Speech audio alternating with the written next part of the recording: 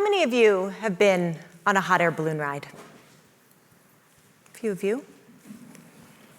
Well, when I was 12 years old, my grandfather gave his one and only daughter, my mom, and his super cute granddaughter, me, the experience of a lifetime of going on a hot air balloon ride.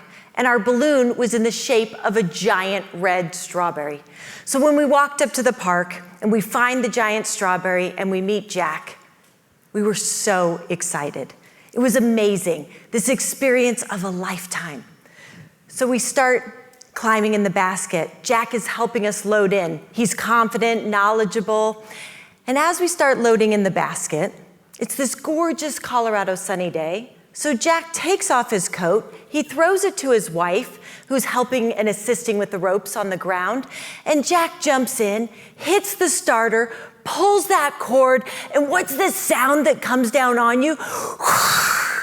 And the heat just blows down on us. And as if a magic spell had been put on upon us, the balloon just starts lifting up off the ground, as if it was magic. Now, I'm pretty young, so I didn't ask any clarifying questions like, how high do we go? How long is this ride? How do we get back down?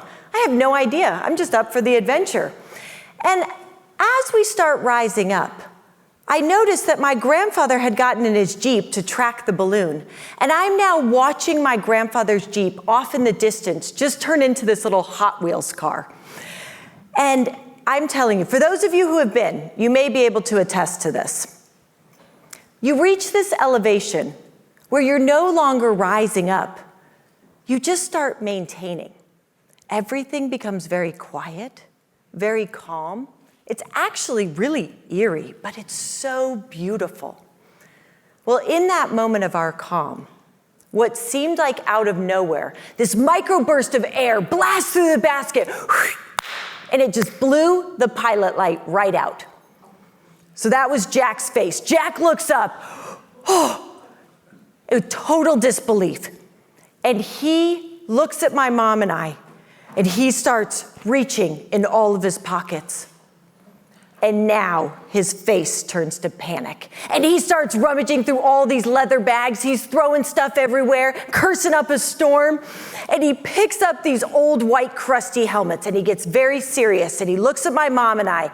Get these on, squat down in the corner because we're going down, and when we hit, we're gonna hit hard. What? Oh my God, like what are you talking about? Get ready, this is insane. So I am telling you, as the balloon is losing more and more air, the balloon is falling faster and faster out of the sky. It was absolutely terrifying.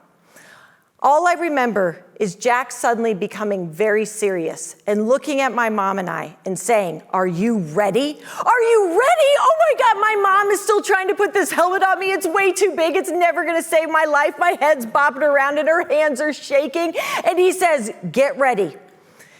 And all of a sudden, we just bam! And when we hit so hard on the corner of the basket that it just ejected us like a bunch of apples tumbling through the field. I have sticks and grass in my hair.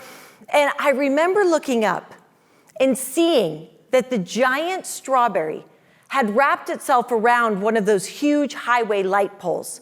Jack had actually aimed for the pole to help break our fall and save our lives. Truly, we all walked away with no major injuries. Now, don't let my story dissuade you from going hot air balloon riding. It's gonna be great, you guys. I'm sure there's way more safety features. This was a long time ago. Make sure you come prepared. Bring a lighter maybe, I don't know. But this is how life goes sometimes, isn't it? This is how life unfolds. We all set out with these great intentions, and then things change outside of our control. Things happen.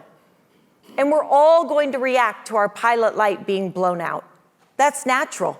We may feel angry, scared, worried, even disappointed. But how quickly can you move from that initial reaction into an effective response like Jack did? Why do we get stuck sometimes in the reaction in the first place? What keeps us spinning? What makes the difference?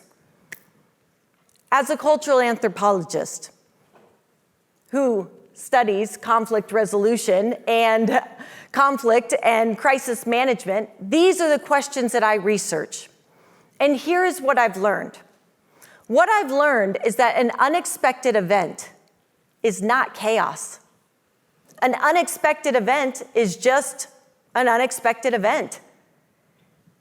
It's our reaction to the event that creates the chaos. Chaos is confusion and disorder. Chaos is what happens when you get stuck spinning in that initial reaction of avoiding, blaming, and complaining. I like to call it the little thing called the ABCs. Now, when you get stuck in these ABCs, what are you going to do? You guys, here's the deal. You are never, ever, ever going to be chaos-proof. You can't even prevent unexpected events from happening, but you can be chaos-ready. Now, when you're feeling ready, what do you do? What if my mom, while we were falling out of the sky, started yelling at Jack, started blaming him? You idiot! How'd you forget your lighter? I thought you were an expert. This is ridiculous. And then she starts complaining to me. Corinne, we're never going hot air balloon riding again. This is the worst trip of my life. I'm writing a terrible Yelp review. Do you think Jack could have responded so well with all that chaos going on? No way. There's no way. So here's the key. The key is to move from your initial human reaction into a productive response. You got to let yourself feel your feelings. That's normal. Let yourself and those around you have a minute. Give yourself a little grace. Remember, we're all human. And it's natural to have a reaction to an unexpected event. I want you to try these 3 simple steps that I feel will help you move from that reaction to that response. First, I want you to assess the situation. What's even really going on here? What's even at stake? What are you even trying to accomplish? What's the actual threat? 2, I want you to create your new response. You may have to let go of your initial reaction, your initial plan, your initial mission, and create a new micro mission for just surviving the day. 3rd, just execute on that new plan. I know you can ace it as well. So I spent my career as an international aid and development worker, working in some of the most chaotic and devastated environments around the globe. I have witnessed and been with some of the most incredible, beautiful human beings, to some of the most horrific monsters that I can't believe are even part of our same species. I have experienced humanity from every angle, and I have truly witnessed the human spirit of resiliency time and time again. I have seen what humans are capable of adapting to and enduring in conditions that are truly unimaginable. So, what I know is that we are so much stronger than we think we are. So on those really tough days, when the unexpected events keep happening, when all of these things outside of our control keep coming at us, I want you to climb back in that hot air balloon basket. I'm just kidding. You don't have to get in the basket. But what I do want you to do is, I want you to look at the big picture. Look where we are. Look at what we have. Look at the people around you. It's absolutely incredible. We may not always have everything we want, but I'm telling you, we absolutely have everything we need to thrive in this chaos we call life. Thank you.